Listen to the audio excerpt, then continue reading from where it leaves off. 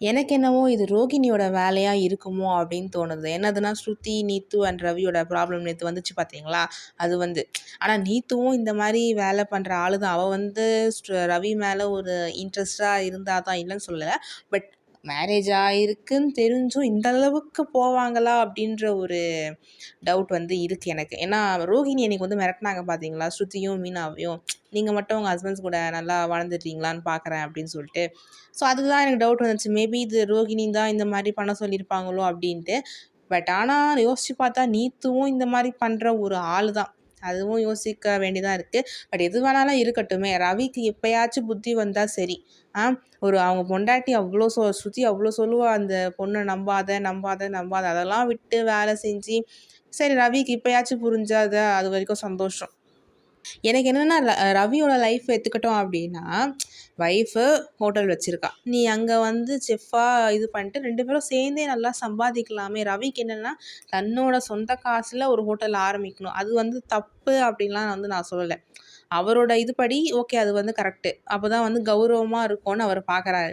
இத இந்த சைடு பார்க்கலாம். இன்னொரு சைடு என்னன்னா, பொண்டாட்டி ஆரம்பிச்ச கடையில நான் வந்து இது பண்ணணுமா? அப்படின்ற ஒரு இதுவும் இருக்கு. ஆனா, அவர் அந்த இதுக்கு போல. இந்த பாயிண்ட்ட தான் அவர் முக்கியமா சொல்றாரு. அதேமாரி எனக்கு என்ன அப்படின்னா, ஸ்ருதிக்கு அ அண்ணன், தம்பி, தங்கச்சி அப்படின்னு யாருமே இல்ல. ஒரே வீட்டோட ஒரே பொண்ணு. என்ன? ஸோ எல்லா சொத்தும் ஸ்ருதிக்கு தான். அத அழகா வந்து அத யூஸ் பண்ணிக்காம இப்பவே கொஞ்சம் கரெக்ட்டா இது பண்ணி இது பண்ணாம, போய் தள்ளி போயின்னே இருந்தா அது ஸ்ருதிக்கும் வந்து கடுப்பா தான் இருக்கும். எனக்கு வந்து விஜயா சொல்றது தான் கரெக்ட்டுன்னு தோணும். இந்த விஷயத்துல. ஐ மீன் ரவி விஷயத்துல. கரெக்ட்டு தானே! மாமனார் இவ்வளோ பெரிய ஆளா இருக்காரு. அவர வச்சு நீ முன்னேறதுல இப்போ உனக்கு என்ன ஒரு கௌரவ குறைச்சலா இருக்க போது? அதில என்ன கௌரவ குறைச்சல் இருக்கு? இவன் ஸ்ருதிக்கு வந்து பிரதர், சிஸ்டர் இருந்தா ஓகேன்னு சொல்லலாம். அவங்களுக்கும் அது தேவைப்படும். யாருமே இல்லாதபோது நீ யூ ஜா நீ யூ யூ ஜாலியா பண்ணிட்டு போலாமே! இதுதான் வந்து எனக்கு வந்து தோணும். எப்போ பார்த்தாலும் ரவியோட பாயிண்ட் ஆஃப் வியூலேருந்து பார்க்கும்போது. சரி ஓகே கைஸ். என்ன இருந்தாலும் ஓகே. ரவிக்கு வந்து நீத்துவ பத்தி தெரிஞ்சிச்சுல்ல. அது வரைக்கும் வந்து சந்தோஷம். ஓகே லெட்ஸ் சி பார்ப்போம் என்ன நடக்குதுன்னு. உங்க கருத்துக்கள கமெண்ட் செக்ஷன்ல ஷேர் பண்ணுங்க. அதுக்கு நெக்ஸ்ட்டு ரோகிணி.